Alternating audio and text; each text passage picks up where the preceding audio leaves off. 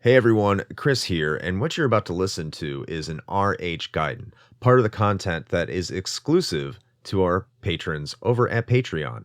So if you want to hear more content like this, and you're just interested in supporting us in general, just head over to our Patreon. That's patreon.com/retrohangover, or you can find it at linktree/retrohangover. That's linktr.ee/retrohangover, and I hope you enjoyed this episode.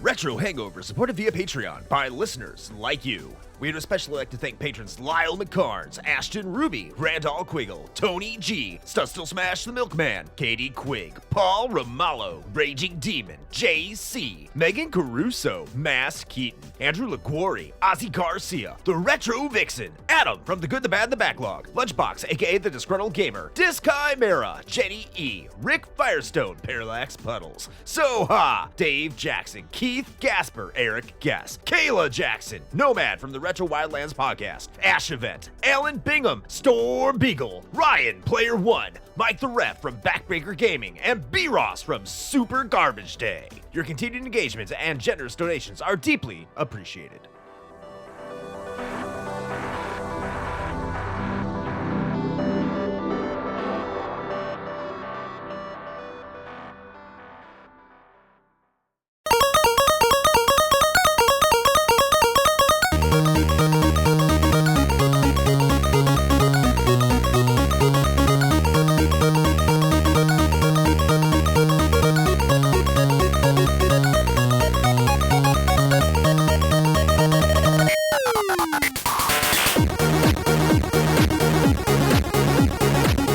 Hello everybody, welcome back to another episode of RH Gaiden. This is going to be episode 2. I'm going to try and just hammer some things down just because this is some newer side content.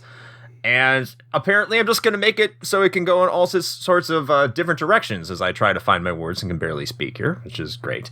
But for our second episode, I have a very special guest, and that guest today is someone who has been on our show before, but twice before, in fact. And by the time you're listening to this, probably 3 times. He is a dear friend of the show, a dear personal friend of mine. Everybody, welcome back, Seamus Patrick Burke. How are you doing, buddy?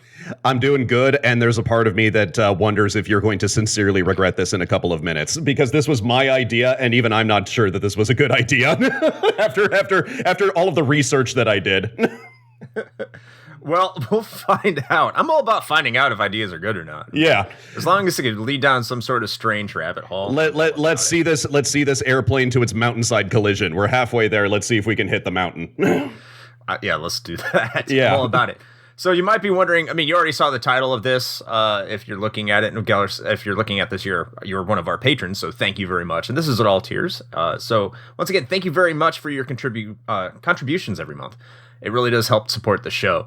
But yeah, we're going to be talking about Sonic comics. And I personally have never read a Sonic comic. I've seen the cartoon show back when I was a kid. Of course, I played the video games.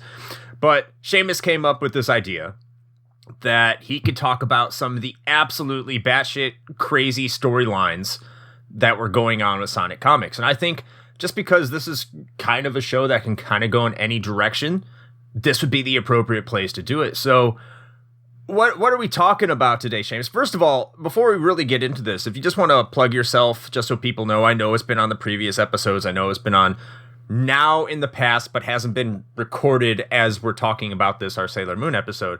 Where can they find you on the interwebs? I'm going to be honest, everything is really nebulous right now because of the pandemic that's been going on last year, just like dealing with a bunch of stress and just kind of, just trying to navigate all of this.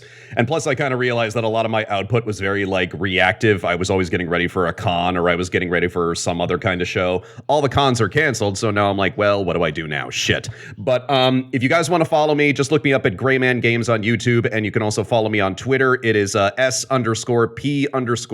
You can find me there. I posted some Castlevania art last night that I think Chris has seen, and that's really cool. So I should probably talk about my connection to this. So growing up, I've been playing video games since I was 3, and I was just one of those kids where I just wanted to absorb everything about every bit of video games around me. I was drawing pictures of them all the time. I was trying to look up any kind of licensed material, toys, games, TV shows, and it didn't even matter if it was games that I didn't play regularly. One of those things was, of course, cartoons, like you mentioned, and that will be coming up because one of the weird things about the Sonic Archie comics that I'll state right off the bat is that they started production before both animated series went to air. Because if you remember, Sonic actually had 2 animated series in the 90s. You had The Adventures of Sonic the Hedgehog, which aired on USA. It had kind of like a Roadrunner, Wile E. Coyote kind of tone. It was like very lighthearted, very goofy. And then you had the Saturday morning one, which aired on ABC, which was much more serious, much more dark and intense. Kind of had like a very Blade Runner kind of aesthetic, had a much bigger cast of characters. And that was the one with Princess Sally. That was the one with Princess Sally. Sally is going to be coming up a lot during this discussion. For those of you who don't know who Sally is, she is the daughter of the former king that was the king of the woodland animals in the forest, King Acorn, because apparently there were squirrels. I didn't know Sally was supposed to be a squirrel for the longest time. But And Robotnik has taken over the world. He's actually won, which I think is a really cool idea. And Sonic has like this French, this French resistance group called the Freedom Fighters that live in a village out in the woods called Knothole that Robotnik does not know about. And Princess Sally is the leader. Sonic is like the field guy. He's like the one who goes in and does the fighting. Sally is like the strategist. And other cast members that they had was Bunny Rabbit, who had been halfway roboticized by Robotnik, so she has a robot arm and robot legs, and she has a southern accent for some reason. I don't know how that works. Because all rabbits do. Because all rabbits do. You had Antoine, who was a former member of the Royal Guard, and he's like a cowardly Frenchman, because aren't they all in cartoons? And then you had Rotor the Walrus, who was like the tech guy. You had Tails, who actually did not do much in the Saturday morning cartoon. He was just like kind of there. Like he was way more of an active participant in the Adventures cartoon. He was like Sonic's like straight man or whatever. So did they actually have French accents? Yeah, like you listen to Antoine and he's like, "Oh my Princess Sally, I have no idea where we are supposed to go. We go home, yes." That's almost Italian. Yeah, I can't do the accent as well. It sounds like Mario dropped into the wrong cartoon. Oh, I'm in the wrong cartoon. Sorry. Oh, sorry. Yeah. But okay, so before we really move forward on that so Sonic Spinball kind of tied into the video game angle. I know Sonic Spinball is based off the cartoon, right? It's based off that cartoon. It has some elements, and they did do a adaptation of Sonic Spinball, and it was really early. I think it was in like the first 10 issues, but that one was pretty basic. You just had like you had like the dragon that just kind of like showed up from the lava. You had the giant crab that you were supposed to avoid.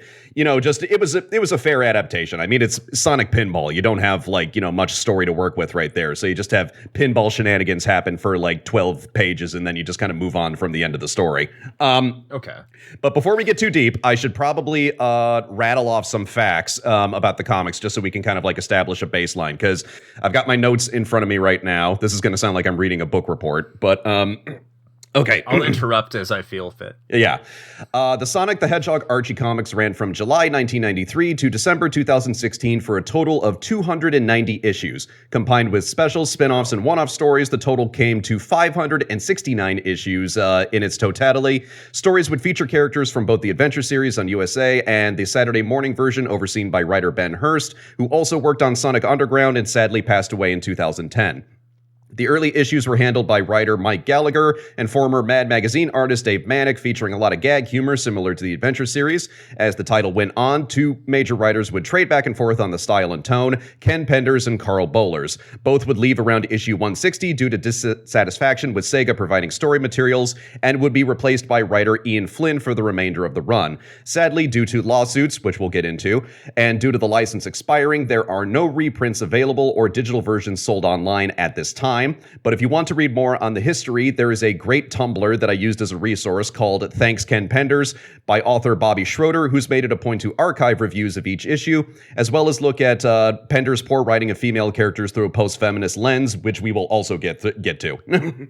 So you said Ken Penders? Yeah, Ken Penders took over like the second major era of the comic.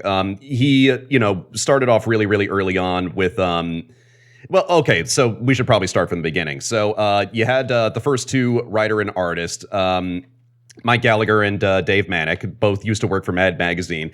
And you read these early issues, and they kind of have like a very Mad Magazine tone. It's like very goofy, very lighthearted, even though it has like the very serious Sat AM characters. I mean, the first issue ends with like Princess Sally hitting Sonic in the face with a coconut cream pie. It's like that level of humor.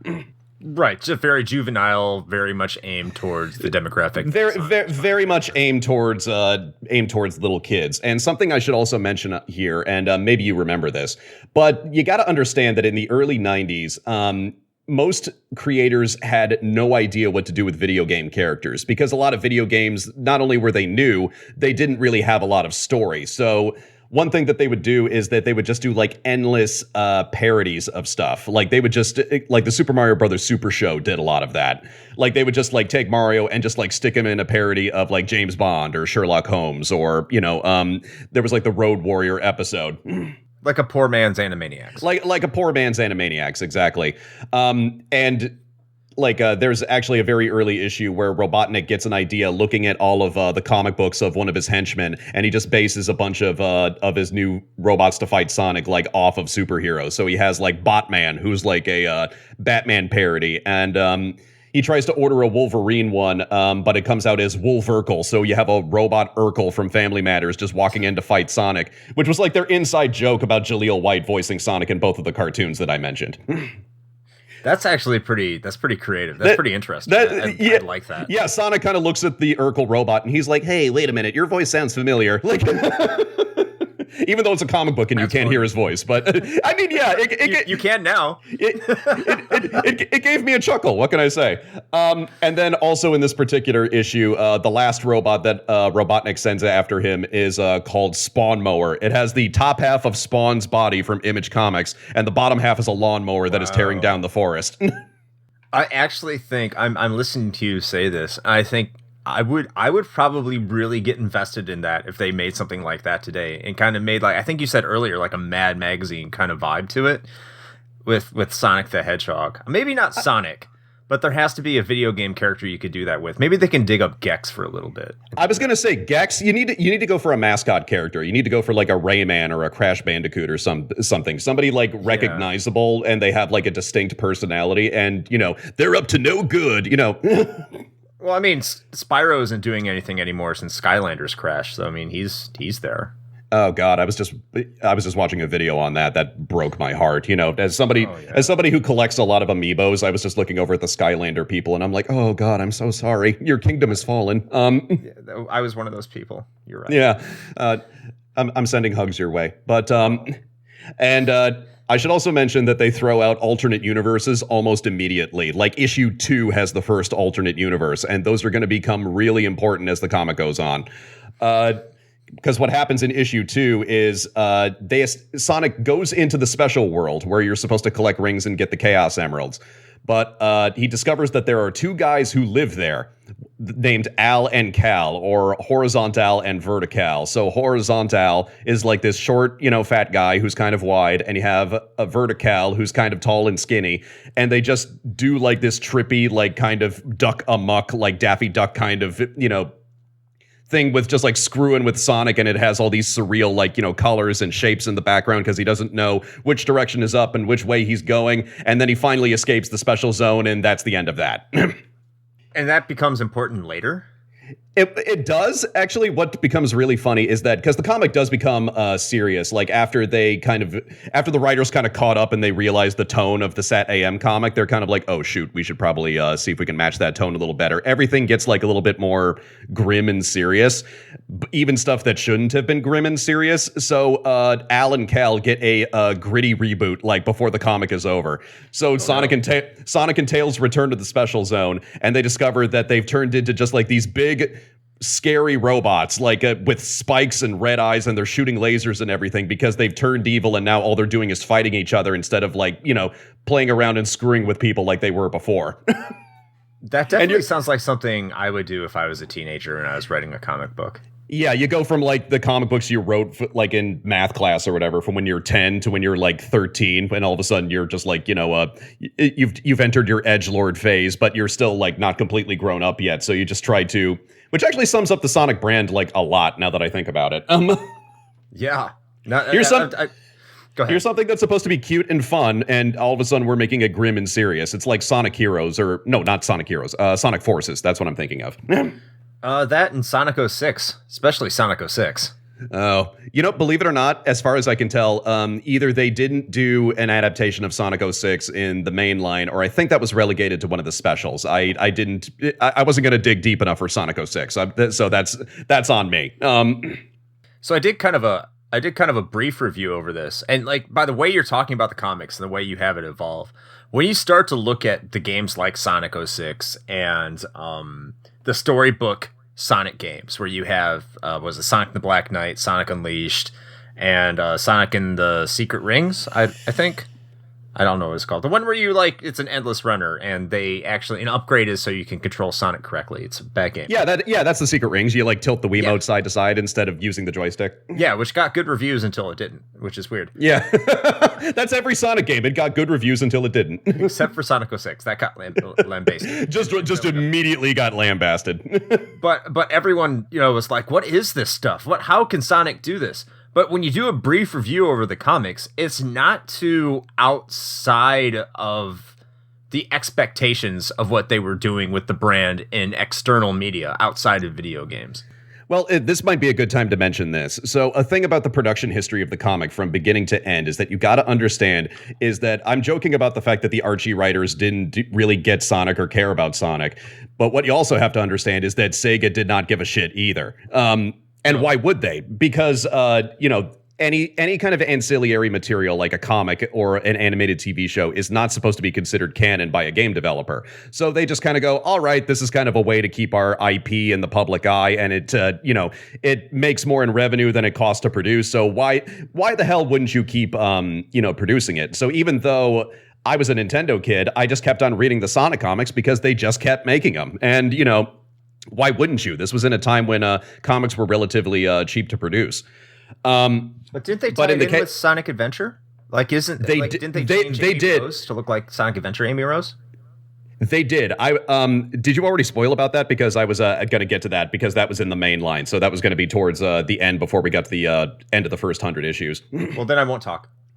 Well, I might as well talk about it. So, but one of the things with the Archie comics is that there are Deus Ex Machinas everywhere. There are so many either objects or like gods or just mystical creatures running around. There are just Deus Ex Machinas galore. And in the Sonic comics, Chaos Emeralds are just everywhere. And they're all green, so they all actually look like emeralds instead of like the colored jewels that you have in the games. But there are occasions where you can just like find them and, just while you're just milling about and, you'll just be awash in emeralds. In fact, there's one side special that they did where it's Super Sonic versus Hyper Knuckles. It's like a big dumb fight issue, which are the best ones. Like you just want nothing but action when you're a kid. And TV so they Sonic. go into... Yeah, exactly. And so you go into they go into the special zone that is just awash with rings and Chaos Emeralds, and Sonic immediately grabs 7 and he becomes Super Sonic, and Knuckles looks at him and he's like, what the hell? I just need 7 emeralds? Okay, he looks around and he's like, 1, 2, 3, 4, 5. He just grabs 7 emeralds from like the other side of the ring, and all of a sudden he becomes Hyper Knuckles. Like that's how many emeralds you have just floating around on a regular basis. They're super important. They're everywhere. In fact, Ian Flynn, I'll get to that when we get to it, but one of the first things he did as a writer was that he finally just compressed it down to the regular 7 because he was just sick of Chaos Emeralds being around everywhere for people to use for whatever purpose. He's like, this is making everything way too easy. Let's get back down to the regular 7. That's good. That needs to change. Because if Chaos Emeralds are something that people coming from outside of the comic books, and they're supposed to be special things, like Dragon Balls, essentially, because you have to collect them every Sonic game, and that once you have them, you lose them, and then you need to go get them again. If they're just like that readily available, they almost become meaningless. Yes. And speaking of stuff that becomes meaningless, so I should probably get to Ken Penders himself. So, nice. Ken Penders is kind of at the center of the history of the comic, whether you like it or not, because he wrote from, I'm looking at my notes here, he wrote from like issue 11 up until issue 160. So he tried to style himself as like the head writer of the series. That was not true. Everybody was working on a freelance basis, but he was one of the guys who had been around for like a really long time and had introduced a lot of plot elements. So he kind of styled himself as the the Svengali of this series, even if Sega and Archie didn't consider it the same way. And the thing you got to understand about Ken Penders is that he does not give a shit about Sonic. Like, absolutely not. He is interested in writing everything else in the universe of this comic except Sonic himself. Like, that's one thing that kind of becomes weird as the comic kind of goes on, is that Sonic is not really a proactive main character. He's very, like, reactive. He just kind of reacts to stuff that happens around him instead of deciding, this is what I want to do, this is how I'm going to do it. And Penders, he, comes from the generation where he was really into like Silver Age Marvel, where he was really into like the dude basically worshipped Jack Kirby to the point where I think he styled himself as the Jack Kirby of the Sonic universe. In fact, one of the things that really kills me is that he introduced a historian that explains all of the history of the Sonic world, because this is like around issue 75 or something like that. And finally, we're getting to the backstory. And the main historian who wrote all of this down, he named Kirby. So all the people in the Sonic universe can stand around and talk about what a great storyteller Kirby was. It's like the big pink marshmallow, happiest internal genocidal vortex of food. Yes, exactly. And if he's not ripping off Jack Kirby, he's ripping off John Byrne's run on Superman. So when you go to the floating island and Knuckles discovers his people, the race of echidnas, they exist in a city that exists in an alternate dimension, because everything is in an alternate dimension in these comics, and it's this big glorious white city that looks exactly like Krypton. Everybody just it looks exactly like this, like the hidden cities on Krypton. It's hilarious. And everybody looks like Knuckles. Everybody has the exact same tone. So every single Knuckles story is just like awash with red because everybody looks like Knuckles. Well, that in a way that kind of explains. There's a couple things I think about when I hear you talking about that. It kind of explains Sonic Adventure, and while they're on, I think it's Angel Island in Sonic Adventure. I might be wrong, but that's when you started to see the whole entire shift of the narrative in the Sonic game series. Talk more about the echidnas and what they had with the Chaos Emeralds and all that stuff.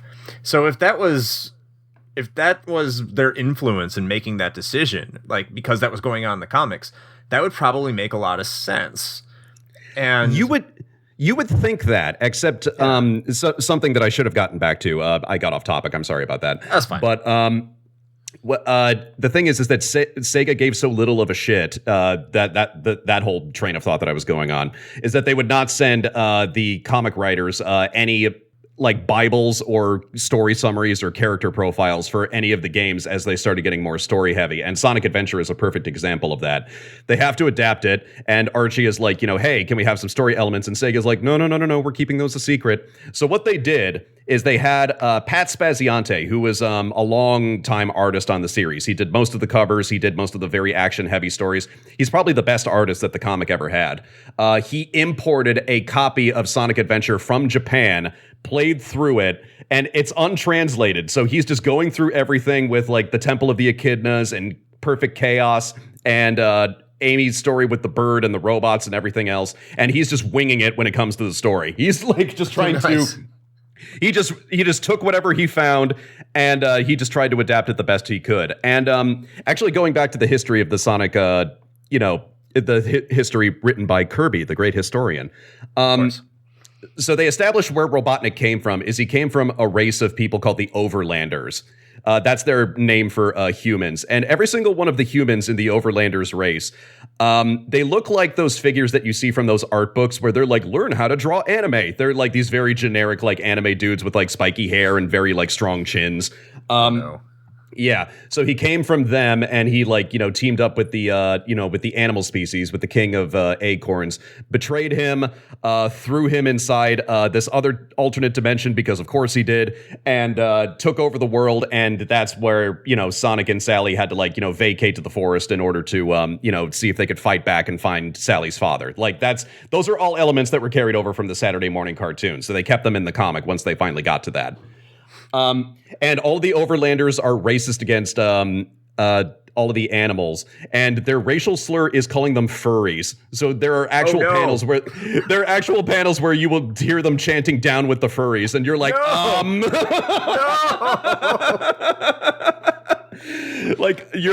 dude, that word doesn't mean what you think it means. Maybe it means exactly what they meant it to mean. I don't know. Maybe this is when DeviantArt was getting big and they felt like they were encroaching on their territory. I mean, when you think about it, and I don't know who the main readership of Sonic comics were, but like you would think that would be a very appealing comic to furries. They would be the kind of people who would read that. Because you have these, I'm going to screw this word up. Anthropomorphic.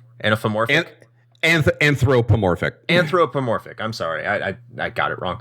But yeah, anthropomorphic characters that you have there. Like even Princess Sally, for some reason, has breasts, or a lot of the animal characters have, like the female ones have human breasts. I don't know why they do, but you think that would be more appealing to the furry community because that's kind of their thing from what I've seen. And I might be wrong. I don't want to jump to conclusions, but just from some of the furries I've talked to and associate with, that's kind of their thing. Am I kind of right here? I hope. You are. In fact, before Penders left, so anything before issue 160, you kind of start to get the feeling like either they were starting to recruit furry artists, or they were like kind of almost being the progenitors of what we consider furry art now, because all of the female characters, especially Sally and especially Bunny, get like gradually more sexualized like over the course of like the Penders Bowlers run. There's even a side story where Bunny gets an upgrade on her cybernetic parts. Basically the upgrade is it gives her like more shapely legs, like because she had the really blocky legs in the Sad AM cartoon, and then they upgrade her to like make the legs a little bit more slender. She has more of a butt, in the case of Sally, like Sally is kind of nude when you look at her. Like she kind of has like nude. She is nude. Animals.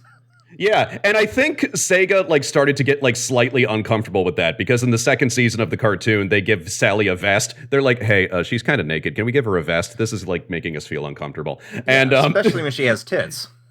Yeah, and towards the end of the run, they finally just gave Sally a full outfit when Sega started coming down on the comic a little bit more and having more mandates. And they're like, "Look, give her clothes. We don't want to. We're tired of this. We don't mind. We don't want this to be weird anymore." Yeah. Which it's fine if it's weird, but if your target demographic is 10-year-olds, is children, yeah, exactly, yeah. And make no mistake, I've got nothing against furry art, but yeah, you're right. This is for children, and I'm kind of just I don't know if you should be, drawing her butt like that pert, if you're. Yeah, her butt should not look like Miranda from Mass Effect 2. Okay. No, and actually that was another thing that Ian Flynn cut down on after he took over. They brought on a new artist, Tracy Yardley, who was probably the most consistent artist, because consistency is key when you're doing a monthly comic. And suddenly when Tracy Yardley started drawing the art, everybody looked like a Sonic character again, because since they started sexualizing Sally and Bunny so much, they started looking more humanoid than Sonic did, who kind of has a Felix the Cat kind of design. So yeah. Yardley takes over. Everybody has the same proportions. Nobody has just boobs and butt out of nowhere. Everybody looks like they belong in a Sonic the Hedgehog property again, which, I'm sure there were some furries who were disappointed about that, but I'm just kind of like, it's less sexualized, but the art like looks more consistent. Like they look like Sonic characters. Right. Yeah, I think by that point I could understand if most of their audience was furries, but again, if you're Sega and this is something that you're putting your name on and your brand on, and you're going to want it advertised towards children, they probably would be happier with that direction. I can only assume. Yeah. So when did that shift happen? Because you say this happened a lot in the Penders era, and you said he started at episode 10. So a couple things. When did you start seeing that shift more towards serious Sonic comics? And I guess that would also include kind of the more like adult-minded, more sexualized kind of comic setting and more serious tone overall. Well, so first of all, Penders first started writing around issue 11, so just to make that clear. And he still kind of went in with the goofier tone that Gallagher and Manic had. Mm-hmm. And he introduced two things that would become really crucial. He introduced the Cosmic Interstate, which is basically the freeway between all of these alternate dimensions. They introduced so many that they had to get a freaking freeway, like it's the friggin' I-5 or something, like trying to figure out where any of them are. And Sonic is one of the few people that is fast enough to navigate that in a pretty short amount of time. And he also introduces Evil Sonic, who has Sonic with sunglasses on and a leather jacket to show that he's evil. And evil Sonic does become more important later. So I just had to kind of mention that really quickly. But the more serious tone, that kind of happens around issue 17, because they start introducing their first serious plot line about Princess Sally. And if you remember in the Saturday morning cartoon, Sally had her little personal computer, Nicole. It was like her little smart device. So in the show, I don't think Nicole ever had an origin. She was just like there. She was just a tool that like Sally used. But Penders decided to do this whole story where like it turns out that Nicole is an invention from the future. 25 years later, when Robotnik has been defeated and everything is good, Sonic and Sally are married and they have some kids and they're ruling the kingdom, peacefully. The Acorn Kingdom, yeah. The Acorn Kingdom. It's like the ending of Harry Potter, but it's like way more extended. And Nice. And so Sally has perfected Nicole at that point and sends her back in time to help her younger self defeat evil. I have no idea where Penders got the idea to do this. It sounds like Trunks. It's a little bit like Future Trunks. Like imagine Future Trunks if he just came back as an iPhone or something like that. That was just loaded with all the information you need to save the future.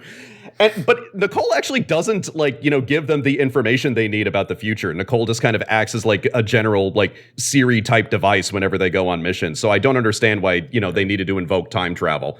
Well, this was also the era of Terminator 2 as well. So it's not exactly this wasn't exactly outside of the mind of the public consciousness of time traveling robots going back and trying to save the world.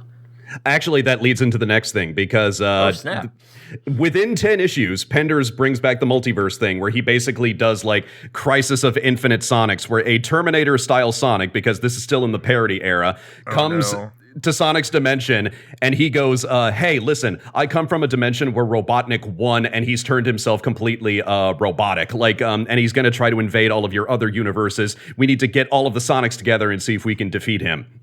And the robot Robotnik from the alternate dimension, he looks like the regular Robotnik, except he's completely black. He's like black carbon fiber. It's like when you get the carbon fiber skin in Overwatch. He actually looks kind of cool. And so he tries to take everything over, and they get all the Sonics together from the alternate dimensions. And because Penders has to do endless parodies of Marvel stuff that Jack Kirby wrote, you have Sonic if he was the Hulk, or Sonic if he was the Human Torch, or you go over to DC, you have Sonic but he's in a Batman costume. They just have to fill all of this space with all of these extras of Sonic taking on this Robotnik.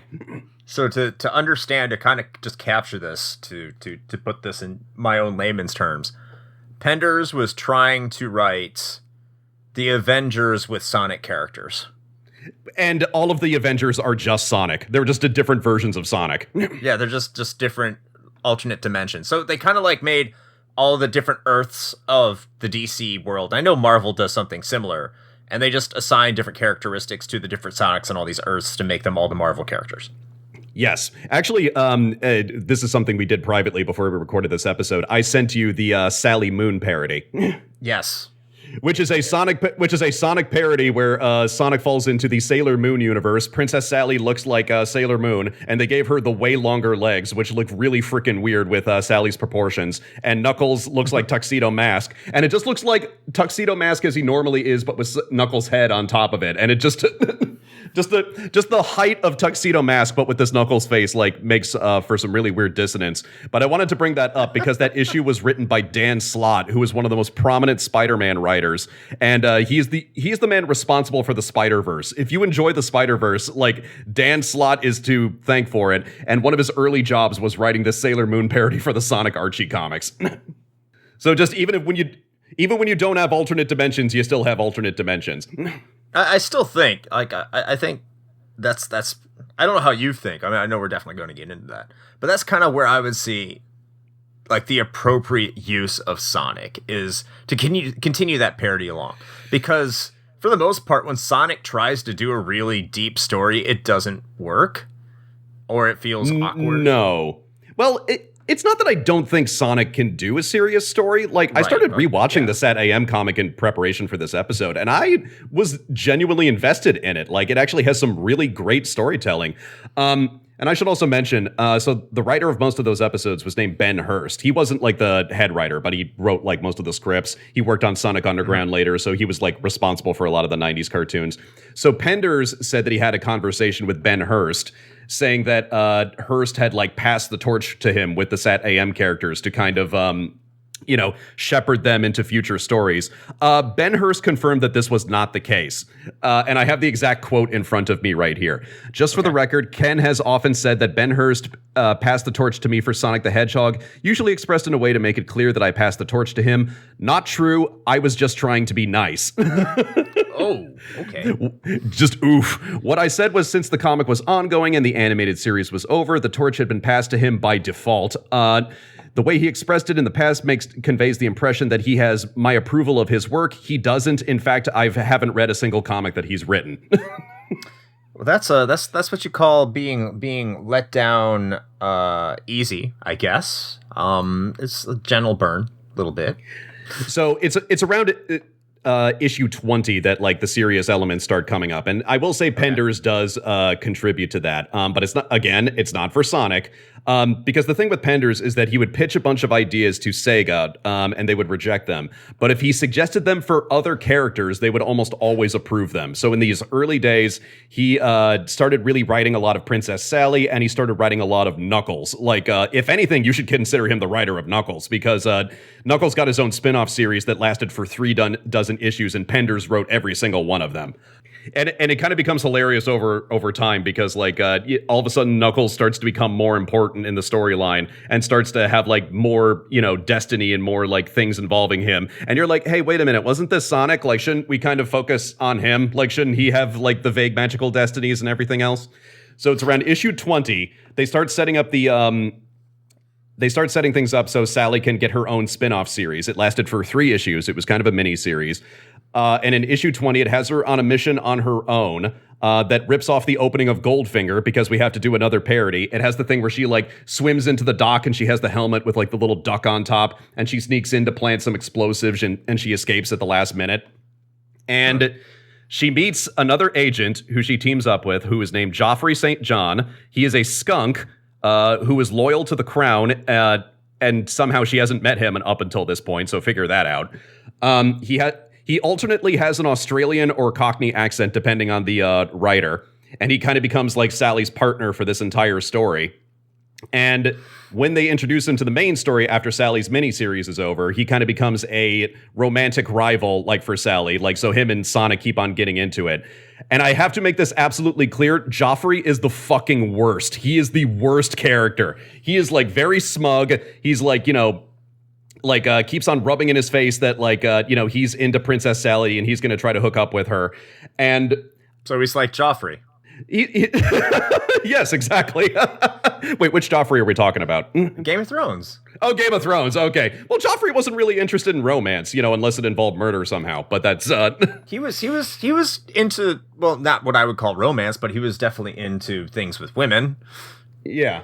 And the thing is that, you have, love triangles like this all the time. But the thing is that, you usually still have it set up where the main character is heavily implied to still hook up with the love interest. Penders, it seems like he sincerely wants to hook up Sally with Joffrey instead of Sonic.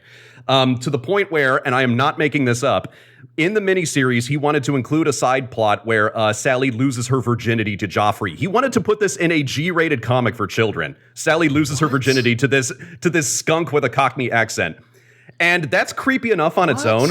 But Penders also wanted to establish that Joffrey was in his 20s. Sonic and Sally are 15 in this story, so he was totally okay with Sally, a 15-year-old girl, losing her virginity to a man in his 20s. Like, that is creepy. I don't care who you are. That is creepy. And by the way, every time Joffrey insults Sonic, he goes like, oh, don't let a boy do a man's job. I'm like, that boy is the same age as the girl you're trying to hook up with. You fucking creep. What are we even talking about? This is a thing. Penders has confirmed it on multiple occasions. He wanted to write a story where Princess Sally lost her virginity, and it wasn't to Sonic. Oh, no. The story has already gone to plaid. This isn't even like a Japanese manga, because I know in Japan that's for some reason okay. I get different cultures, but And bear in mind, they haven't completely gotten rid of the Mad Magazine-inspired stories. After Princess Sally's story is over, they return to the main story where Rotor gets sick with a virus that Robotnik gave. So Sonic has to shrink himself down and go inside Rotor's body, and he teams up with Rotor's antibodies, who look like your auntie. They look like your aunt. It looks like Rotor with like a wig on, and this is inside of his body, like it's Jabu Jabu's belly from Ocarina of Time. Right. It looks like it looks like Rotor is in the middle of a Monty Python skit, and they team up to fight the virus inside Sonic's body. Where like less than 10 issues ago, Sally almost lost her virginity to a skunk. Skunk. a 20-something skunk. Yeah, of course. Yeah, he's a loner at his and just in the local neighborhood, he just picks up the junior high school girls. He's a cool dude. He's a cool dude. Rides around his Pontiac GTO blasting Whitesnake. One thing I like about the knothole girls, I keep getting older. They stay the same age. Oh God. Oh God. And then. Not really an alternate dimension thing, but something you also got to remember in this is that when they do deign to write for Sonic is that he is also ridiculously OP. Like, this is probably one of the most OP versions of Sonic. He's probably comparable to the Flash. Okay. Like, for example, Death Battle recently did an episode where the Flash fights Sonic, and they talked about some of his powers. There is one comic where a bunch of robot birds are flying in from the sky. And Sonic happens to be near a river, and he's like, I got an idea. So he runs over to the river, and he moves so fast that he manages to ball up water in the river before it dissipates in his hand and fling it at these robot birds like they're snowballs. Like, that is how fast that he can move. I wish they did that in a game, and like Platinum Games makes an alliteration of Sonic. An iteration, not an alliteration, Jesus. Makes an iteration of Sonic where you can do shit like that. I think that would be badass. That would be a lot of fun, actually, where you just have like these context-sensitive events where you can just do different things with speed. Oh yeah. So around this time, Sonic manages to collect his 1 billionth ring, and it sends him into this crazy alternate dimension where just he meets the ancient walkers, who are the gods of our world, and they all look like dinosaurs wearing like tiki masks. So imagine like a pterodactyl wearing like what was the name of the tiki guy from Banjo-Kazooie? Mumbo Jumbo, that's it. Okay. And he just goes through a bunch of trippy shit, and then he finally falls back in. So 30 issues in, and we're still having like Sonic go through trippy reality, and then it just like spits him out at the end. But the billionth ring actually does become important. So he just like mounts it on his wall, and the billionth ring just does whatever the story requires it to at that given time. I have to ask a question. Doesn't Robotnik die? Yes, we should probably skip ahead to that. So they thought they were going to get canceled around issue 50. So they decided to do a big endgame story where it's kind of like the series finale of the comic, right? And so what happens is they're on a mission in Robotropolis, where Robotnik's base is. And Princess Sally, it looks like everybody's off off on the mission. So like, and it looks like to them, it looks like Sonic pushes Sally off a roof and she dies. Princess Sally dies. And the idea behind this was that the Princess Sally miniseries did not sell well. So Pender's interpretation from that was that people weren't interested in Princess Sally, so he just decided to kill off the character. Never mind the fact that Princess Sally is a supporting character from a very specific adaptation of a video game character who does not appear in said miniseries. Sonic does not appear in the Princess Sally miniseries at all. So it's like, of course nobody fucking read it. Like, what did you think was going to happen? But his interpretation was, oh, people don't like Sally, I guess we should kill her. So it becomes a four-issue story where Sonic is a fugitive on the run because everybody thinks that he murdered Princess Sally. Turns out that's not the case. Turns out it was a plan that Robotnik had behind the scenes with some double agents who were working in Knothole. And there's actually a really great moment where the whole time Robotnik has not been able to find Knothole Village. Then he finally walks right in to the main base where all of the heroes are. It's like that scene in The Empire Strikes Back where they see Darth Vader sitting there at dinner. And one thing I love is that Rotor just like pulls out one of his laser guns that he happens to have and he tries to point blank shoot Robotnik like Han Solo did. And I know that's a ripoff of a famous movie scene, but I still really liked it. Like, that is their first instinct. Robotnik's here. Oh shit, blam! And so Joffrey goes on the hunt, because of course he does, because he killed, the teenage filly that he was trying to hook up with. You need to be punished, Sonic. And so one of the people that helps Sonic escape is Dulcie the Dragon, who was a character that was introduced in the Sat AM series. Honestly, Dulcie's not that great, and she doesn't really do that much, but they thought, we have this on hand. We should probably, use her.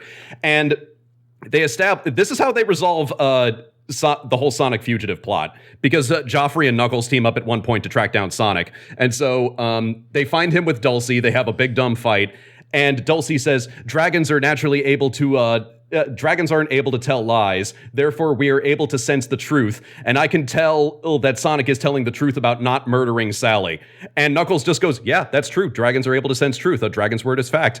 And all I could think was, you couldn't track down a dragon and just ask them whether or not, someone actually did something or not.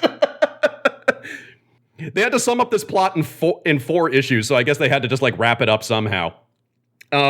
But then it gets to the 50th issue, which is actually really, really rad. But the 50th issue, was so really densely packed because they thought this was going to be the ending. It has 4 credited writers and 6 credited artists. They had to release a director's cut because they weren't able to get some content done in time. And so Robotnik's ultimate plan is that he's created this weapon called the Ultimate Annihilator. It's like this giant laser. It looks like the Sister Ray from Final Fantasy VII. And so he just plans to sync it up with his satellite and friggin' nuke Knothole Village now that he knows, where the village is. However, you have Snively, who was his sidekick in the Saturday morning cartoon. Snively is like the Starscream. He was even voiced by Charlie Adler, who eventually voiced Starscream. And isn't he related to Robotnik in the comics too? Yes, he's his nephew. And so Snively reprogrammed it so the Ultimate Annihilator only kills Robotnik. And you have a giant laser that somehow manages to only kill one person. I don't know, figure that out. But what I love is that at the end of issue 50, Pat Spaziante, who I said was the best artist, they have the big dumb fight where Sonic and Robotnik just finally have the final brawl to the death. And it is one of the coolest comic pages I have ever seen in my life. Just because Spaziante, he has incredible weight and movement for his action scenes. There's a reason they got him for the action stuff. And so they just kind of are circling each other for a minute, and then Sonic just friggin' launches himself and just headbutts Robotnik in that giant stomach. Then Robotnik just grabs him and slams him into the wall and then just shoots a laser over there, and Sonic does a spin over here, and everything is blowing up around them. It's what you want for the final fight between your hero and your villain. You know what I mean? That's so cool. Yeah. And so but Robotnik dies, and they reveal that, Princess Sally isn't really dead. We just put her in a living sleep, so we could try to, revive her later. So, hey, everybody, turns out Sally's fine, and they managed to rescue King Max, King Acorn from the alternate dimension. Although King Acorn kind of becomes his own plot cul-de-sac a little bit, because once they rescue him, because of a side effect of the Zone of Silence, he's slowly starting to crystallize. Like his whole body is turning into crystal. So they send Knuckles off on a mission. He's a lessee. He's a lessee, yeah. So they send Knuckles off on a mission to recover the Sword of Acorns. So the Sword of Acorns is the biggest Deus Ex Machina in the story. So here, I'm going to try to explain this as concisely as I can. The family of Acorn has access to this thing called the Source of All, which is a big glowing pool filled with golden liquid. And apparently, it's just like the distilled essence of the universe. It's basically just like a pantheistic god in like a gold pool form. And once you swim in it, you basically gain all knowledge and you gain all power. And it's been in the it's been in the Acorn royal family for generations. So they had an occasion when King Acorn was a young boy, he bathed in the golden pool, and then once he got out, they drained all of the gold essence off of him, and they molded it into the Sword of Acorns. So the Sword of Acorns is a literal Deus Ex Machina. It is made from the distilled essence of God, and it does whatever that the story requires. And they send Knuckles off to find this thing, so he has like his little side stories, and it lets Ken Penders gives him the opportunity to switch from ripping off Marvel stories to ripping off D&D stories. Like there's one issue where like that opens up with Knuckles straight up fighting a beholder. Like it's not even ambiguous. He is fighting a beholder. It has the eye, it has the tentacles, it is a beholder. And it certainly sounds like Ken Penders didn't give really too much of a fuck about Sonic and cared way more about Knuckles. Yes, because he wrote the Knuckles issues are kind of like a whole beast unto themselves. They get like really unwieldy because he was just like unleashed. He was just like, free to just kind of do whatever he wanted. And we should probably mention unleashed that is probably not the best word. No. Actually, speaking of the later games, after Sonic Adventure, they just kind of did like brief adaptations of the games. Like they were kind of like the side story and issues because, they had their own ongoing plot, so they couldn't fit it in there. And so when they did Sonic Adventure 2, they just had Pat Spaziante illustrate the opening where Sonic escapes from the helicopter and he slides down the surfboard in the middle of San Francisco, which is kind of all you want, really. Like I said, Spaziante was so good at drawing action that as soon as like Sonic hits the ground on the surfboard and he starts sliding down the hill, I kind of heard like Escape from the City in my head. Like I kind of really got into it. You know what I mean? Like even though it's a comic and it doesn't move, as soon as he hits the ground, all I hear is boo doo doo doo doo doo doo. So I think that's a good spot where we can take a nice little break here. And when we come back, we're going to be talking lawsuits and Dark Chronicles. Yes. Blue streak speeds by. Sonic the Hedgehog, too fast for the naked eye. Sonic the Hedgehog, Sonic, he can really move. Sonic, he's got an attitude. Sonic, he's the fastest thing alive.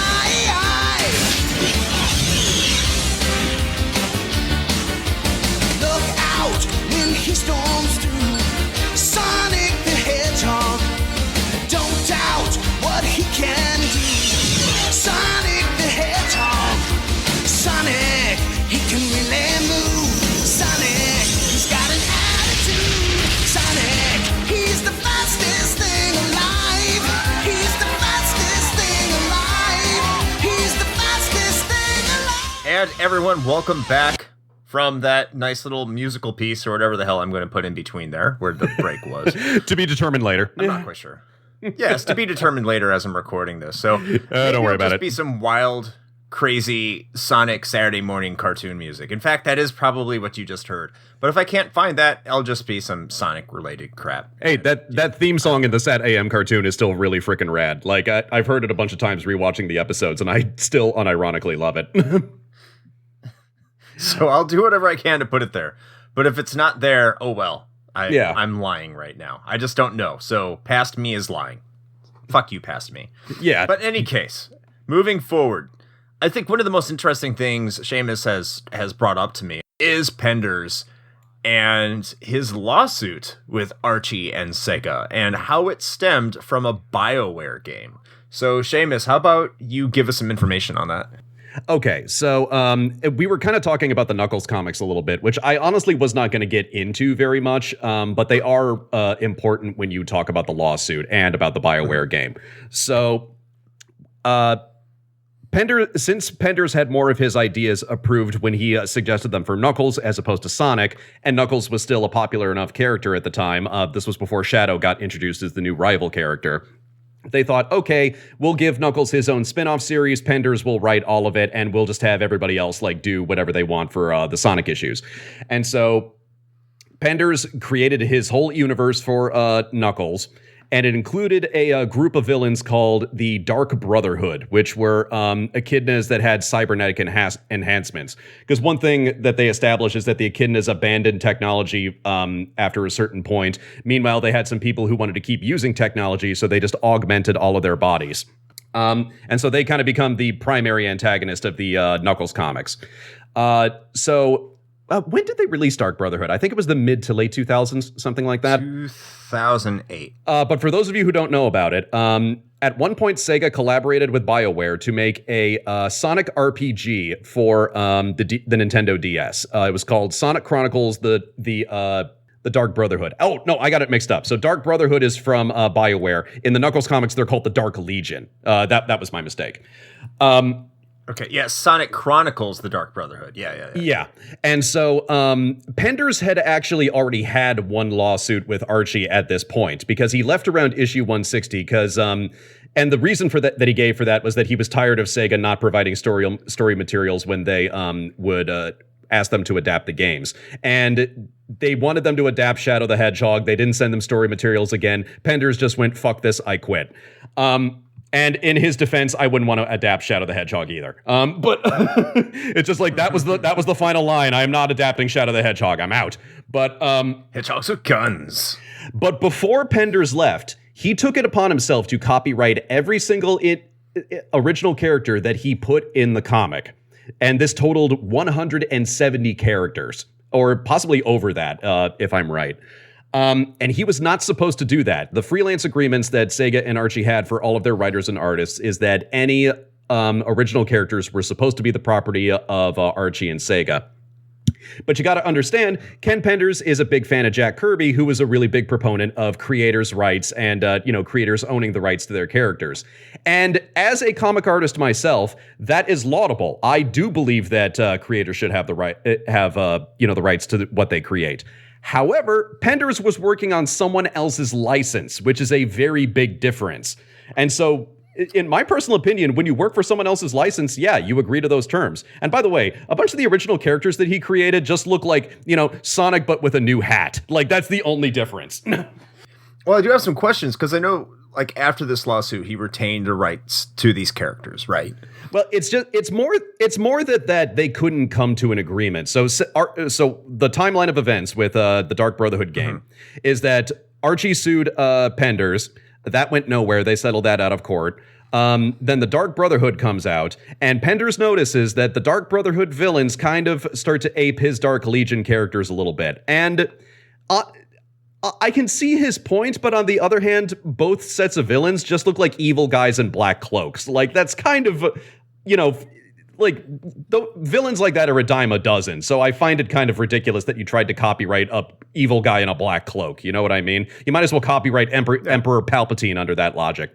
And so, so I'm assuming here that when Penders sued Archie and Sega, that Sega and Archie got the legal team together, and they're like, we're going to challenge you on this lawsuit, right? Well, here's the funny part, is that, so it turns out Archie's contracts were literally not worth the paper that they were printed on, because apparently there was this is the story I heard, there was a huge fire at the Archie offices, and that burnt up a bunch of their freelance contracts that they had with a bunch of people, and they hadn't backed them up digitally, and they didn't have any Xeroxes in it. So Ken Penders takes them to court, and Archie couldn't reproduce any of the paperwork, and Penders wasn't going to hand over his copies of it, because then that would support their point. That's so something. Yeah. And for those who have never played the Dark Brotherhood, and most people have not, but it ends on a cliffhanger. The game, I mean. And they never revisited it. And some people felt that it was because of the lawsuit. Apparently, that is not 100% true. The lawsuit was a factor, but the even bigger factor was just the fact that the game didn't sell very well. It sold 1 million copies, which seems like it should be good, but this is when the Nintendo DS sold like 300 units worldwide. So you sell 1 million copies of something, you can't exactly call that a success. Right, and BioWare was right around the time BioWare got acquired by Microsoft too. I think. I'm actually not sure. No, I don't. Microsoft. No, EA. Oh yeah. So like all of a sudden, I'm sure Sorry. Sega didn't want to deal with somebody who's owned by another publisher at this point. Right, especially when you consider it was a Nintendo DS game, and well, I mean the Nintendo DS was kind of a different territory for EA, but I know EA snubbed their nose at Nintendo quite a bit around this time period. I mean that's a different story for another time, but that could really lead into another reason there was no Dark Brotherhood follow-up. I mean, the Sega's relations with EA's relationship with Nintendo, yada, yada, yada. Yeah, and so that was something that kind of came up when Penders left. But even in spite of that, and even in spite of the fact that, going back to the comic, they killed Robotnik, and they killed Robotnik in issue 50. And I have to make this absolutely clear.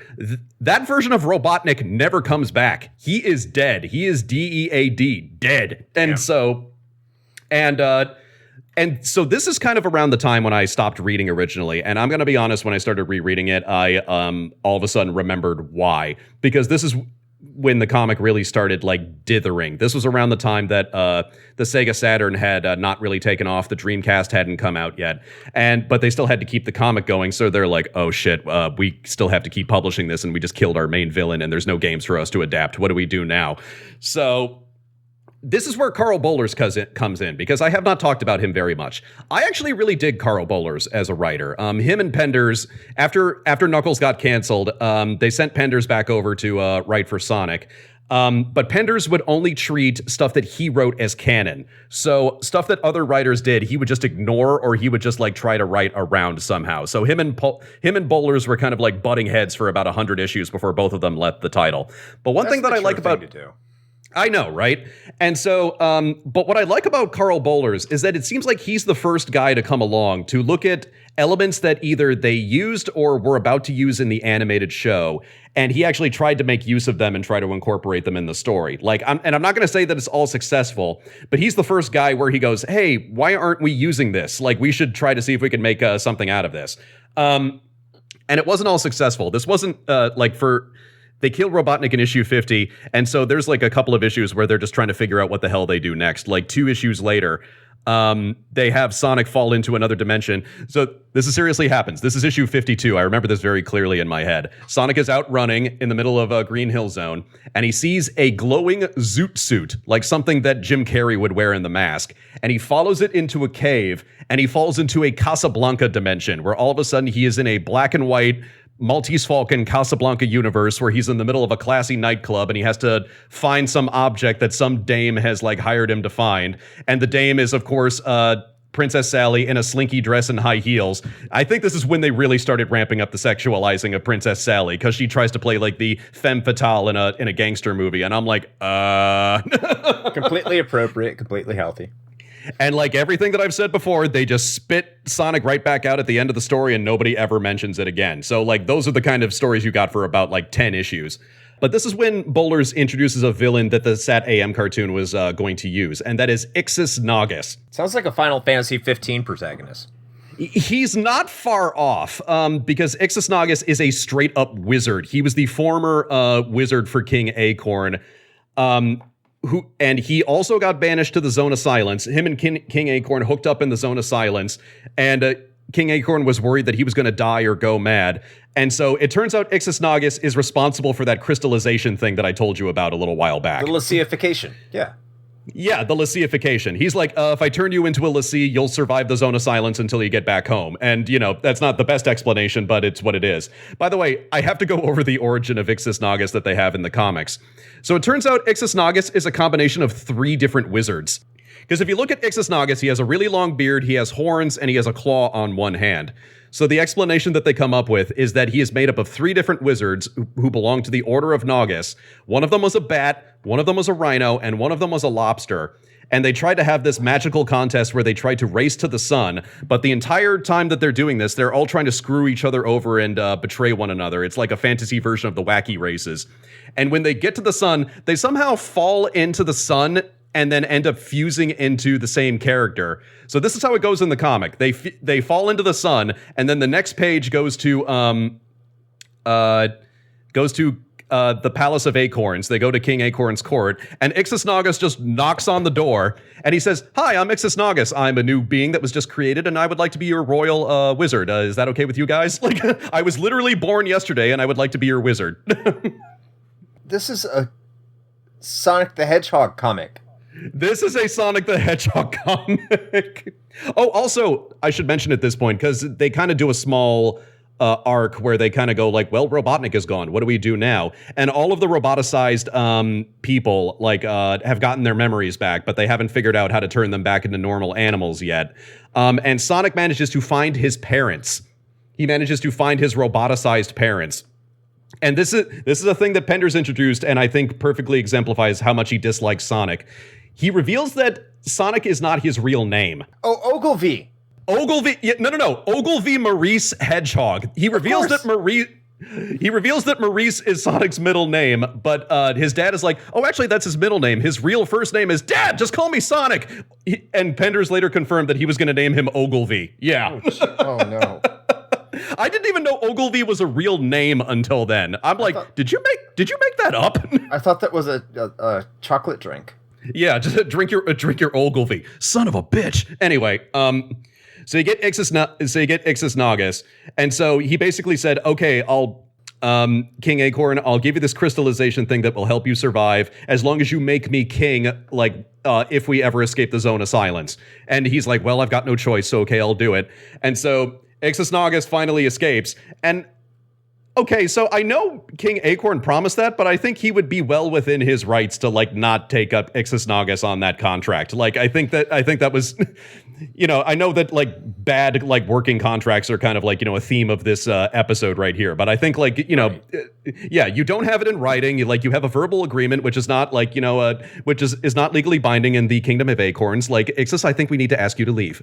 And so they defeat him. They cure King Max. He's back to normal finally, and but Ixis has escaped, and he's going to be the new big threat. So since they don't really know what to do with the story at this point, what they do is they just take Sonic and Tails and they just throw them on their biplane, and they just go searching around the world to try to see if they can find and defeat Ixis Nagas. This is what they do until they get to the Sonic Adventure stories.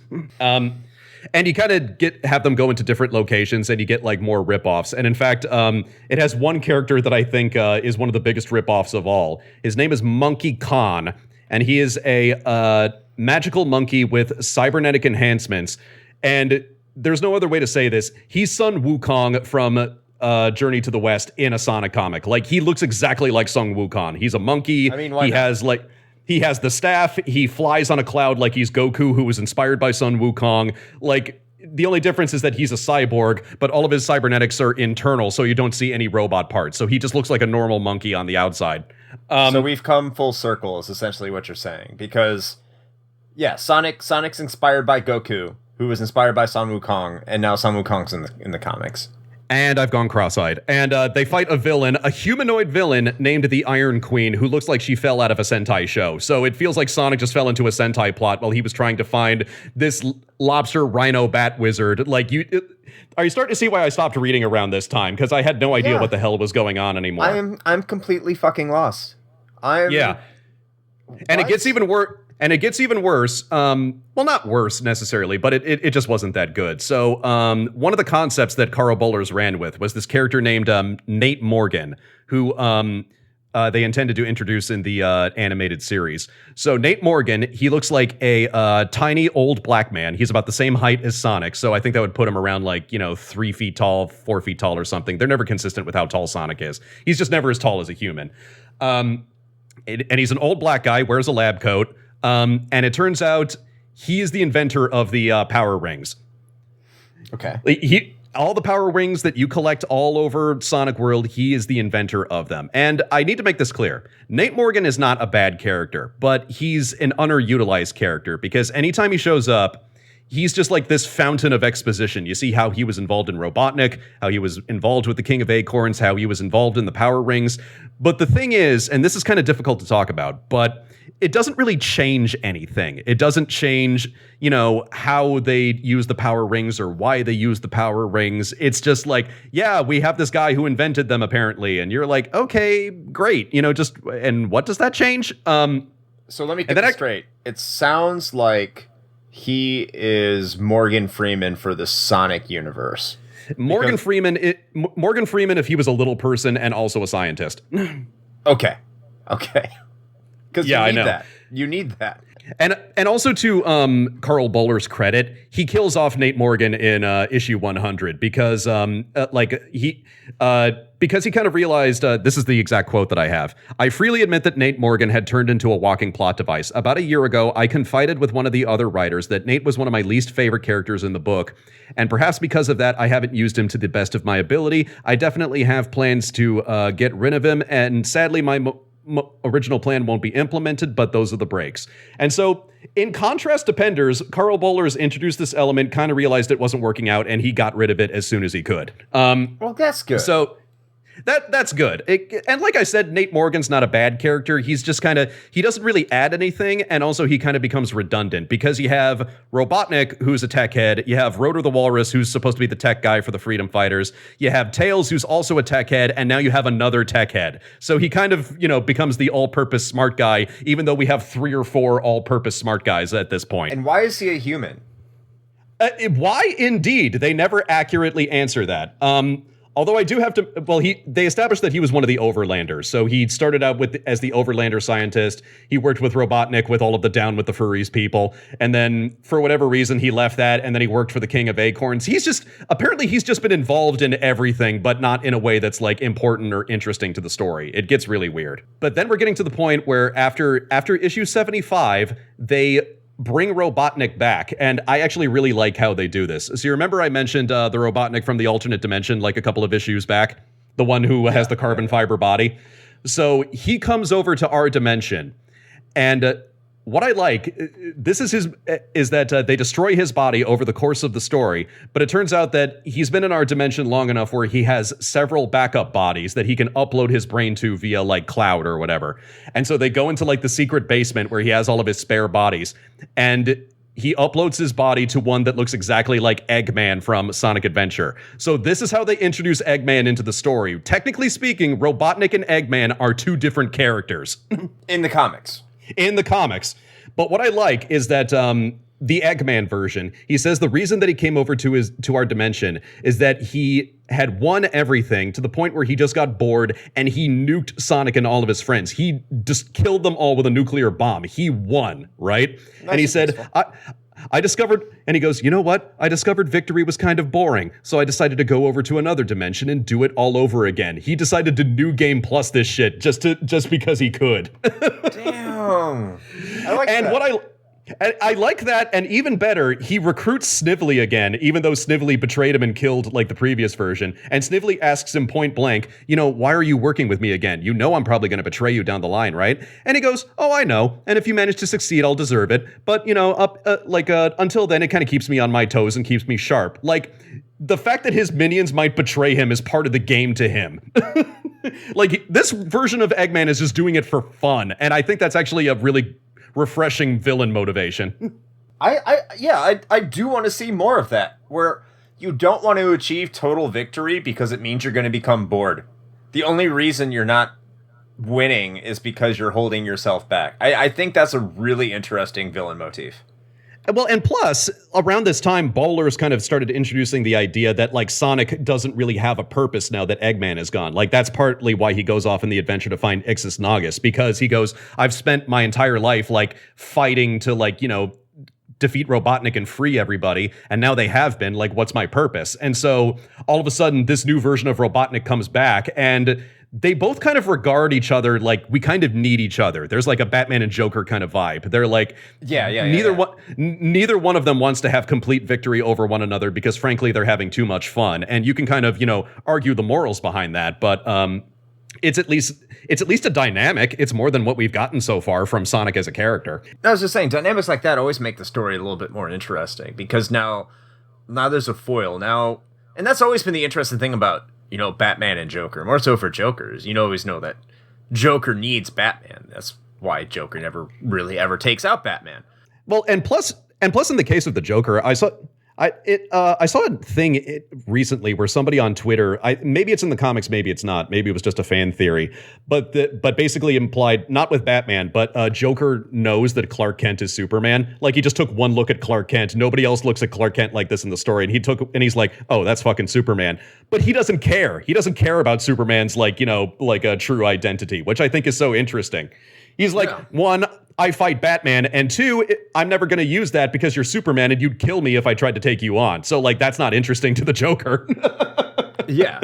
And we can fighting this other guy is interesting to me. DC rabbit hole, too. And, yeah, again, another episode for another time. And that would be interesting to get into because I think you know a lot more about that compared to me as well. So that'd be a nice learning experience. For those of you listening, and I don't think I've ever mentioned this on the show before, I actually have a bachelor's degree in comics. I am literally a certified nerd, and it hangs proudly in my bathroom. But anyway, getting back to Sonic.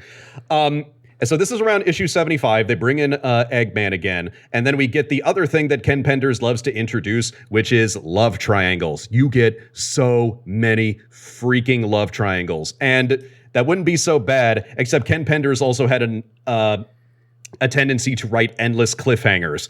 So they would never be resolved. It's like the X-Files. You go like, is Sally going to hook up with this guy or hook up with this guy? Find out in the next issue. And it just went on and on and on like that. So around this time is when they introduce Mina Mongoose, who just shows up out of nowhere. She's just like a background character that all of a sudden has been pushed to the foreground. It's like when Lost introduced Nikki and Paolo. You're like, wait a minute, who are these two and why are they taking up story time? And apparently that came from editorial mandate. That was an editor's idea to introduce a new possible love interest for Sonic. And this is the one thing that Penders and Bowlers agreed on, is that neither one of them really liked writing for Mina Mongoose. And I usually bristle at using the term Mary Sue because I think it's a really loaded topic. But one of the things that they establish about Mina is that she is as fast as Sonic. And my immediate first question was, okay, if you're as fast as Sonic, how come you haven't helped out until now? Yeah, where have you been? Like, where have you been? Thanks. And what? And so I'm counting this on my fingers. So you have Sonic, you have Sally, you have Mina, so that's 3 people. You have Joffrey, who is still in the mix, unfortunately. And all Joffrey does, Penders wants us to sympathize with Joffrey and like him, but Joffrey never does anything likable. He just insults Sonic and tries to hook up with Sally and tries to, do things that the king orders him to. Like, Joffrey's basically a cop. Like just to get away from my girl, narc. So you have 4 people right there. And I haven't mentioned this until now, but Penders also tried to get Knuckles involved in the love story with Sally because they established that they knew each other when they were children and they just conveniently didn't mention it until now. So now we have instead of a love triangle, I think we have like a love pentagon because that's 5 people right there. Yeah.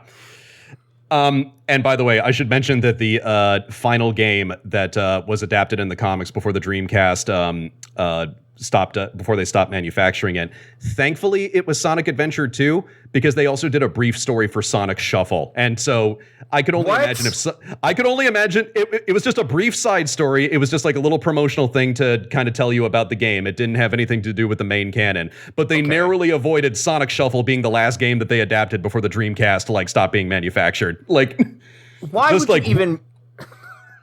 Just because it was the newest game to promote. Like, it doesn't matter if Sonic Shuffle was good or not.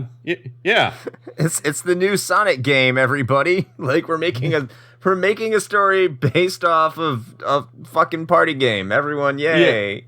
Yeah. I'm just happy that Sonic Adventure 2 was where they ended it before the Dreamcast manufactured. Like, they would adapt the other games after this, but they narrowly avoided Sonic Shuffle being the last one before the Dreamcast stopped. Like, could you imagine if Sonic Shuffle had been the last one? That'd be worse than dying of syphilis, I swear. Oh God. But I don't know if it'd be worse than dying of syphilis, but it'd be pretty bad.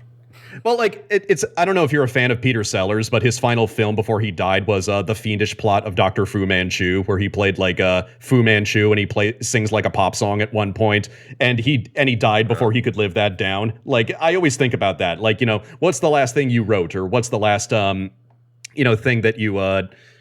that you did in your life? Oh, I adapted Sonic Shuffle. That's what I did. And I can put a cap on my life and just say that, man, I did good because the people at Sonic Shuffle didn't. But Oh wow.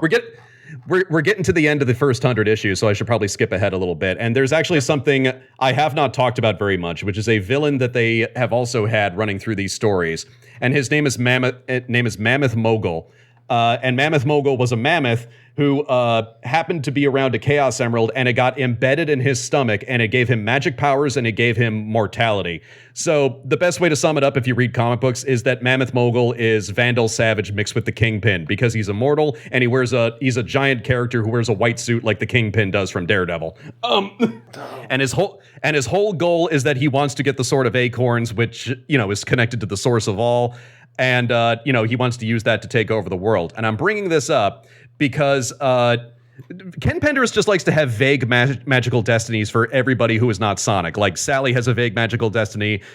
Knuckles has a vague magical destiny. Mammoth Mogul is not meant to go up against Sonic. He's meant to go up against Tails, who gets his own vague magical destiny.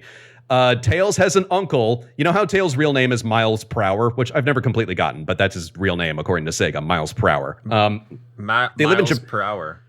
Miles Prower, yeah.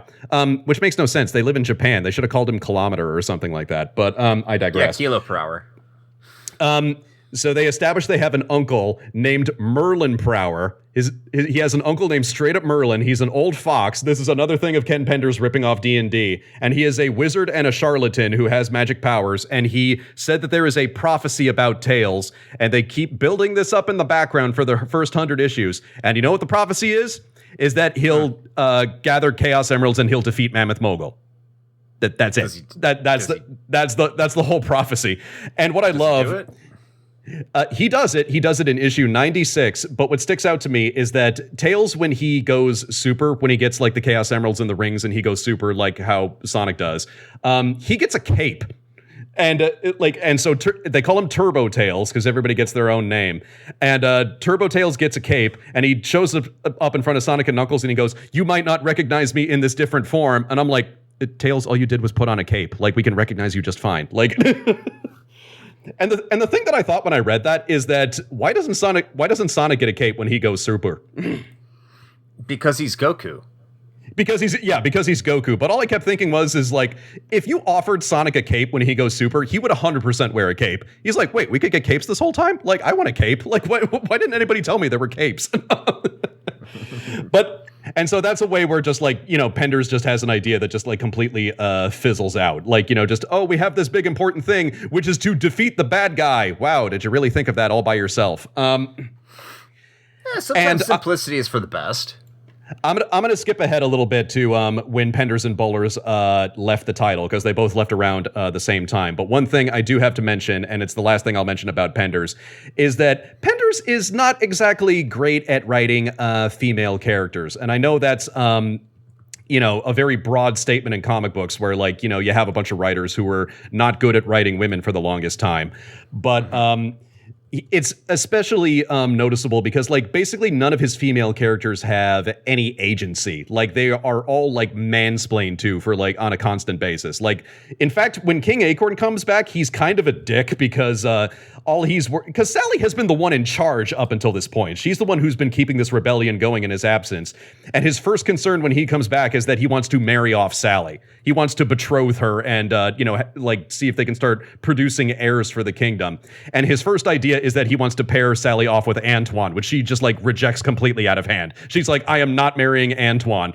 And the reason that King Acorn decides on Antoine is because apparently the source of all told him that. And so Sally is like, I don't care if your glowing pantheistic god told me to marry Antoine. That is not fucking happening. Well, at least that's good. I mean, at least they did that. But for the most part, it sounds like Sally is just being utilized as relationship bait.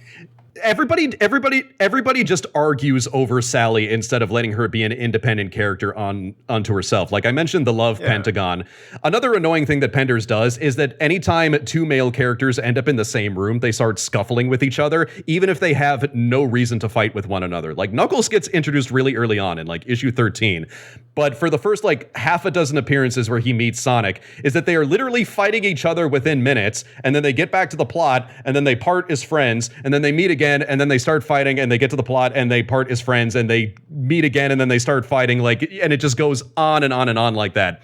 And anytime Sonic meets Joffrey, he starts arguing with him. It just gets really fucking old after a while. You know what I mean? And it's like, can everybody stop arguing over this woman and just let her be, leave her be, just let her be her own damn self, like, for God's sake. Penders also wrote this thing called the Girls Rule Special, which, like, as soon as I found out about this, like, my blood ran cold for a minute. Oh God, this is not going to end well. Because he discovered that Sonic actually had, like, a really huge female fan base. And so he thought, like, all right, he pitched an idea to Archie where, like, he would just do a special that would focus only on the female characters in the title. And that is a laudable idea. I'm not putting that idea down, but all of the stories were written by Penders. They had 5 different stories with 5 different female characters. And all of them were written by a man in a title that did not have a single female writer in its entire, like, publication history. So already you're going in on a disadvantage, right? Right. Yeah. And so they had 5 different stories. I'm only going to mention 2 of them. One of them is Bunny. That's when she gets the new sexy legs. And, you know, on the one hand, like, that kind of talks about Bunny's character and how she relates to, you know, her robot limbs and everything else.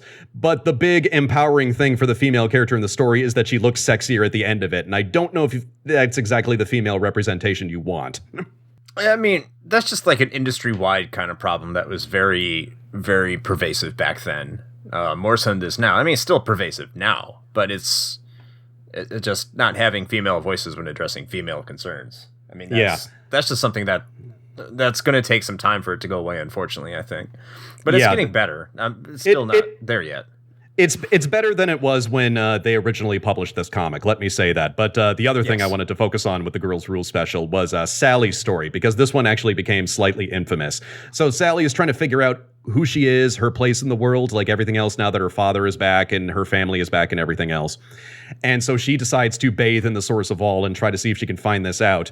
And this story kind of became unfortunate for a couple of implications for a simple reason. So we talked about how Sally is basically naked with her design. So she takes off her boots and she bathes in this thing. So she is literally naked for this entire story. Like, and They drew her just like, you know, with like a very like, you know, voluptuous figure the entire time. And I think even Archie kind of realized that maybe they went too far with this, because when they did reprints, they put her vest back on, like when she bathes in the source of all. So she's bathing with a vest, but no boots on at this point. Yeah. I've seen some of the illustrations of her too. And as we alluded to earlier, it gets to that position where she gets more and more of a human figure rather than an animal. Like just like I don't want to say like necessarily animal, but just more of the very cherubian animal perspective that they're trying to go with the anthropomorphic kind of view. So I can understand why that would be risky even for Archie, and for them to be like, we probably went a little too far with a naked 15-year-old with breasts and a womanly figure. A naked 15-year-old anthropomorphic squirrel. And yes. And even ignoring that part, like Sally kind of travels, you know, she kind of has this vision where she like talks to her father and talks to other like male relatives. And the basic message is, oh yeah, your father is a dick, but he has a reason for being a dick. You know, he's doing this for your well-being and your best interest at heart, which is another Penders thing that comes up a lot, which is like very distant father figures who won't just like explain anything to you, but they keep on acting like, you know, they have your best interests at heart. Of course that's a big thing that happens in Knuckles' story where like his father basically abandoned him to fend on his own, to become prepped to become the guardian of the Master Emerald on Angel Island. And meanwhile, his father is just like watching from afar. He has this like secret base that has monitors all over the island, and he's watching Knuckles like trying to fight off evil and trying to do all this other stuff. And meanwhile, his father is there, and Knuckles doesn't know where his father is, doesn't know anything else. And by the way, it leads to a really amusing editor's note where Knuckles is talking to Sally, and he goes like, "It's okay, Sally. I know what it's like to lose your father. Like, you know, I know that pain very well." And right in the corner, it has a little caption box that says, "Knuckles doesn't actually know that his father is alive. Read issue something or other." I'm like, way to kill the tension. Thanks, asshole. Wow. Yeah. Because they established this in the Knuckles solo series, but not in the mainline Sonic series. So they just kind of had to have a little BT dub spoiler like right there, so you knew what was going on. Read the audience, like, But basically, so of the two main female characters that we have, you have one who gets sexualized even more, and then the other one just has her be like mansplained by her like male relatives before she like leaves the source of all, and she's like, I'm gonna find my own path. I'm like, you were kind of doing that already. We didn't need like the big glowing pool of whatever to kind of tell you that. I think it was just an excuse to get her naked and wet. Just an excuse to get her naked and wet with gold stuff. So not quite a golden shower, but it was a golden tub, so it was in the ballpark. But yes, it was a golden smothering. Golden smothering. But skipping ahead, so we get to issue 160. Bowlers and Penders both independently decide that they've had enough, and they decide to move on. And this is when we bring on Ian Flynn. And I actually won't talk about Ian Flynn as much. But Ian Flynn, he was 23 years old when he got hired to write for Archie. He was a young kid. He was just submitting stories unsolicited, trying to see if he could write for his favorite comic, because he was a fan of Sonic since he was a kid, and he was a fan of the comics for a really long time. And so they actually hired him, and they had him working on backstories when Bowlers and Penders quit. And they kind of just come up to him and they're just like, hey, our writers quit. Would you mind taking over on the title? So 23 years old, he gets thrown in the cockpit, and he is the first official head writer that the Archie comics have had in a while, because basically they didn't have anybody else at the time. Like, he was it. Like, It kind of reminds me of just like Roger Corman. It's just like, we need the best and you're the closest we got and you'll work cheap. So just get in there. And but here's what I love. So everything that I've talked about was like really frustrating and really just kind of all over the place. And, you know, I wasn't sure what to think about it. And I kind of stopped reading and I kept coming back and forth and I didn't know what was going on. Ian Flynn turned all of that around. Like, and what I love is that once he takes over, like all of a sudden everything that Penders was dithering about and everything Bowlers was dithering about, he got to work and he started making sense of it. Like, the closest metaphor that I can think of is, imagine if Christopher Nolan wrote a direct sequel to Batman and Robin and it actually made sense. That would be probably a pretty good movie. Yeah, and he brings on Tracy Yardley, who I said was like a really consistent artist. Like, everybody, you know, looks like how they're supposed to. They look like a Sonic character. Like, Bunny and Sally are way less sexualized at this point. And his whole first year is cleaning house, and he's just getting rid of everything that was just holding back the title at that point, which means his first order of business was getting rid of a bunch of the Deus Ex Machinas. He gets rid of the Sword of Acorns, he gets rid of Mammoth Mogul, and he gets rid of the Source of All, and he gets rid of the Ancient Walkers, because they just weren't adding anything to the story. And I'm like, did he get rid of all the echidnas too? Because there's a million of them. Well, that'll come up like a little bit later once we get to the end of the run. But it's like night and day reading just Ian Flynn's run. And what I like about it is that King Acorn kind of becomes an antagonistic figure after he comes back. And so what they do is that they pass it over not to Sally. Sally does not rule the kingdom, but before the end of the 100 issues, they introduce her Elias, who had been like lost on Angel Island for a long time. He gets introduced in the Knuckles comics, and he just shows up out of nowhere with no announcement in the Sonic comics. So you're like, wait a minute, Sally had a brother this whole time and we didn't know? Like, who the hell is this guy? And what's weird about it is that Elias is her older brother, which you'd think would be harder to cover up. You could say he's the younger brother. That would be easier. Like, Sally's mom goes missing. She gives birth to Elias, like, while she's on the run from Robotnik. Like, you'd think that would make more sense. But I don't know. He's the older brother. He takes over the kingdom when King Acorn is, like, too sick to do it.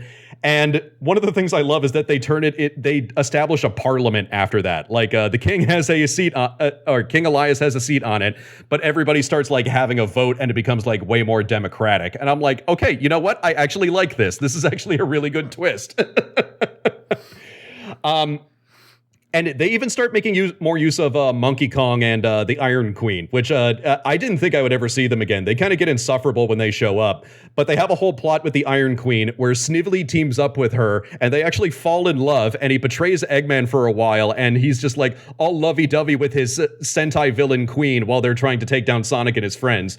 And it's not... You wouldn't think you would want this from a Sonic comic, but it ends up becoming like surprisingly entertaining.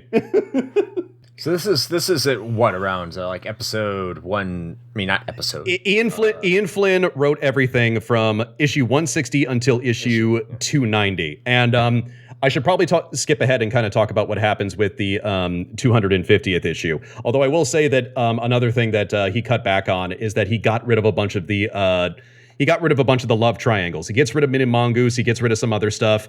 And that's good. One thing I also like is that he establishes that, because Sonic and Sally are broken up at this point, but because they have, I should probably mention it, they have this thing called the slap, which is where Sonic and Sally have this big blow-up argument around, I want to say, issue 120. Sally slaps Sonic in the face and they run off crying.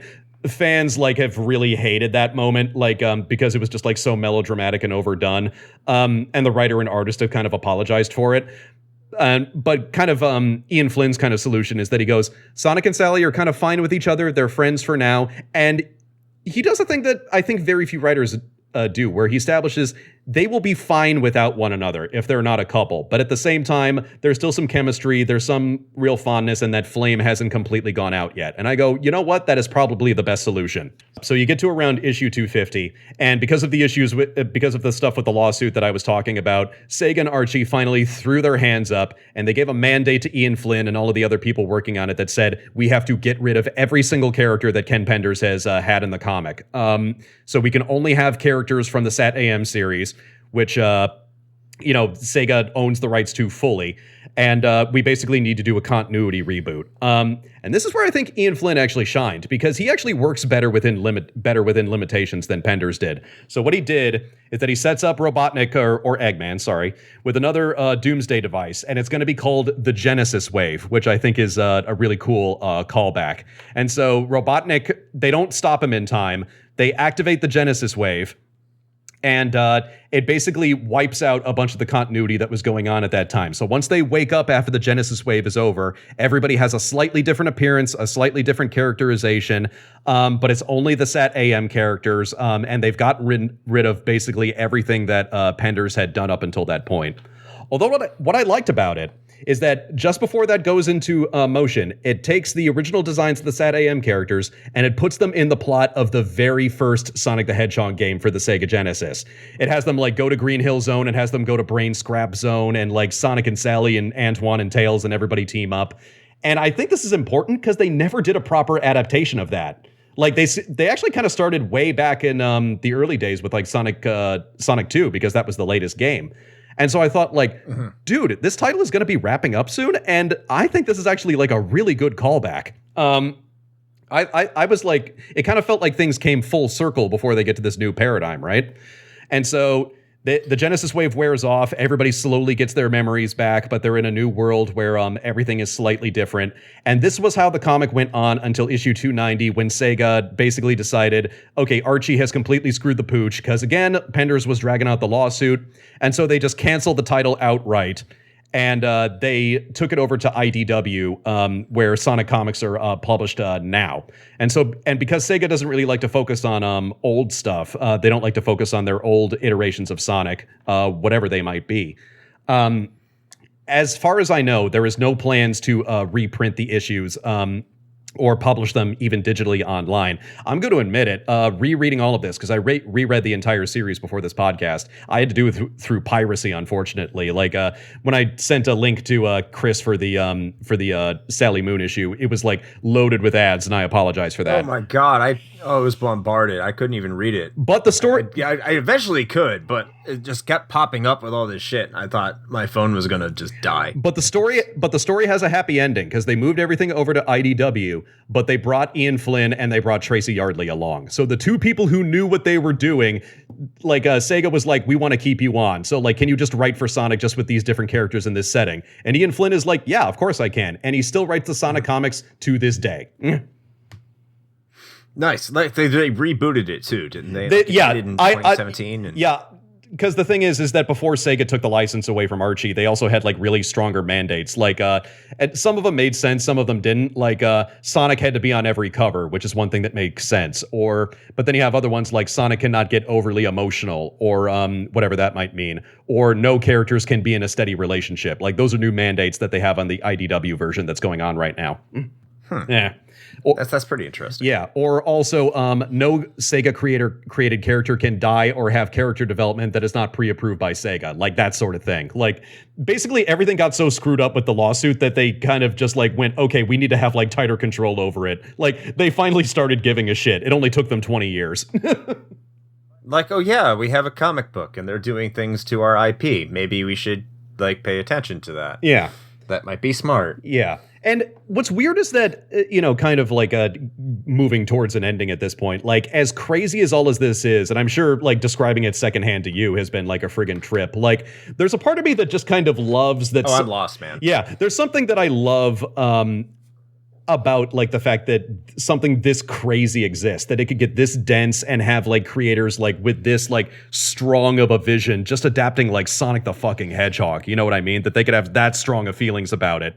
Yeah. I think and I think there's any character that's really emblematic of if you just come at it from a video game perspective, that is Sonic the Hedgehog. Like you're talking about a character that's just been all over the place now for the past 31, 32 years. We're coming up on the 30th anniversary. And by the way, we're recording this episode after they announced that they're replacing the voice cast for Sonic. So that feels kind of bittersweet. Yeah. Because they have the Netflix show coming up soon, I think. Oh, wow. If they have a Netflix show coming up, I need to watch that. But yeah, I mean, if there's any character that is just all over the place, it's Sonic. And I think it's appropriate that the comic is, because certainly the video games have been. So yeah, Sonic is that character. He's 100% that character.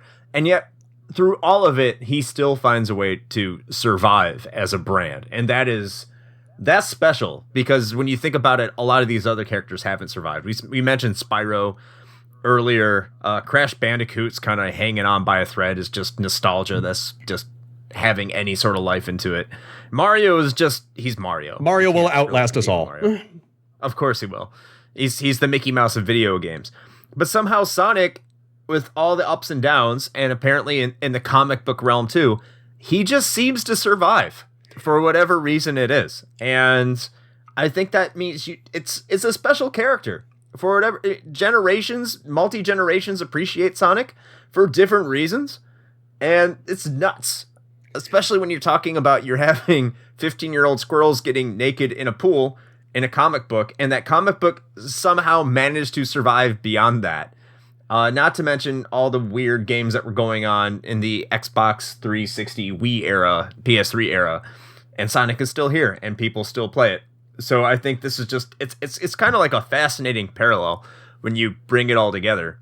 I actually had something about Sally since you brought that up, but kind of tripping on your point. I remember when the movie came out last year and people had like such strong opinions about like Sonic's design, and that quickly got corrected, thank God. But or as quickly as you can correct it with movie CGI.